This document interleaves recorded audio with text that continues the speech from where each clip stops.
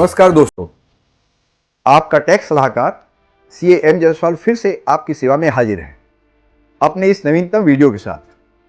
जैसा कि मैंने अपने पिछले वीडियो में कहा था, इस वीडियो में मैं डायरेक्ट टैक्स कोड के प्रादुर्भाव की जानकारी दे रहा हूँ।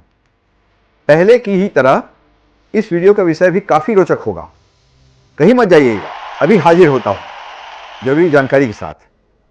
चैनल पर बने रहिए और तब तक चैनल को लाइक, शेयर और सब्सक्राइब कर लें।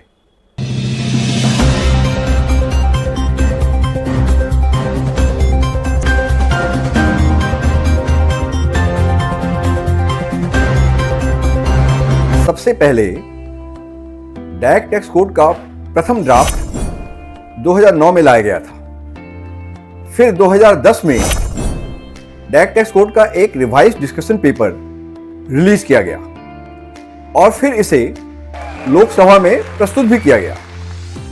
इसके बाद फिर 2013 में इसे पुनः रिवाइज किया गया। अब बीजेपी सरकार के आने के पश्चात 2017 में एक 6 सदस्यीय टास्क फोर्स का गठन किया गया नया डायरेक्ट टैक्स कोड ड्राफ्ट करने हेतु। तो साला ये दुख का खत्म नहीं होता बे। इसके पश्चात 2024 में फाइनेंस मिनिस्टर ने नए डायरेक्ट टैक्स कोड को 6 माह के भीतर प्रस्तुत करने की घोषणा कर दी।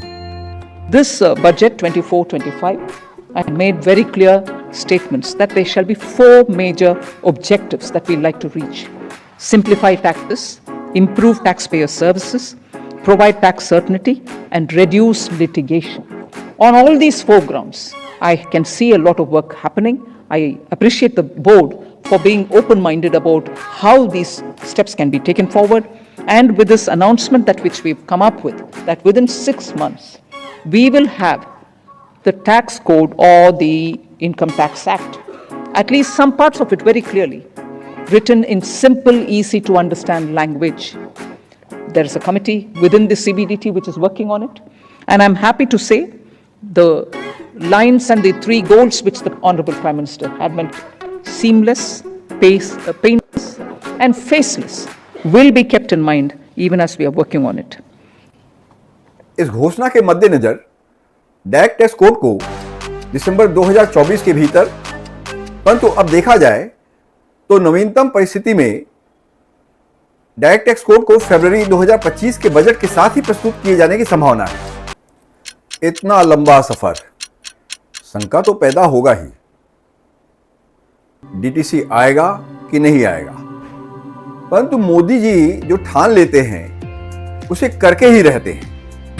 एक बार जो मैंने कमिटमेंट कर दी, उसके बाद तो मैं खुद की भी नहीं सुनता। मोदी है तो मुमकिन है।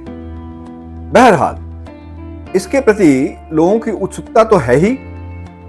सो हम डायरेक्ट टैक्स कोड 2024 या फिर कहे तो डायरेक्ट टैक्स कोड 2025 के प्रति लोगों की अपेक्षाओं तथा आकांक्षाओं को देखते हुए डायरेक्ट टैक्स कोड के संभावित प्रावधानों पर चर्चा केंद्रित करने का प्रयास करते हैं। तो डायरेक्ट टैक्स कोड 2025 के संभावित प्रावधान क्या हो सकते हैं, हम क्रमवार उसकी चर्चा करते हैं।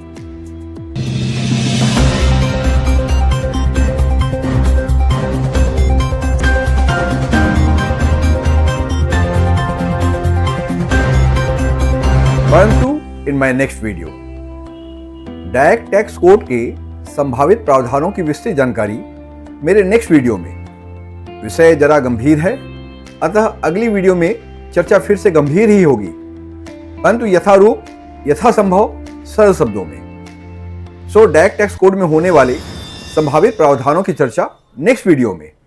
Please follow me in my next video. तब तक के लिए goodbye and thank you. Please like my mom's video. Yeah, please like my mom's video.